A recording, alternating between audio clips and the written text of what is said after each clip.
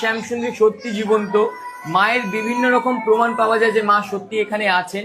তেমনই একটা আমি আপনাকে রিসেন্ট একটা ঘটনা বলি। মায়ের কালী পুজোর 9 দিনের মাথায় মায়ের ঘট বিসর্জন হয়। এবার মায়ের যখন ঘট বিসর্জন হয় তখন মন্দির চত্বর পুরো ফাঁকা থাকে, মানে মন্দির চত্বর কেউ থাকে না, আমরা সবাই গঙ্গায় যাই ঘট বিসর্জন করতে। এবার মন্দির 8:30 নাগাদ বন্ধ হয়, 8টা নাগাদ আমরা সেদিন বন্ধ করেছি। এবার তখনই বন্ধ করার কিছুক্ষণ পরেই দুজন স্বামী স্ত্রী আসে মায়ের মন্দির খুঁজতে খুঁজতে। এবার খুঁজতে খুঁজতে ঠিক মায়ের মন্দিরের নিচ দিয়ে ওরা পাস করে।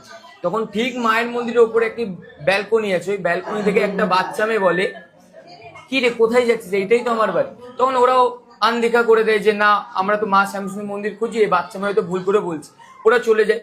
পরের দিন ওরা যখন ঘুরে ফিরে আবার যখন খুঁজতে খুঁজতে আসে, তখন দেখে ঠিক যেই ব্যালকনির নিচ দিয়ে বলেছিল সেই ব্যালকনির নিচেই মায়ের মন্দির। তো ও ভাবে নর্মালি, যখন আমাদেরকে বলে আমাদের গায়ে কাটা দিচ্ছে, আমাদের মন্দিরে কোনো বাচ্চা মেয়ে থাকেই না, তাই মা নিজের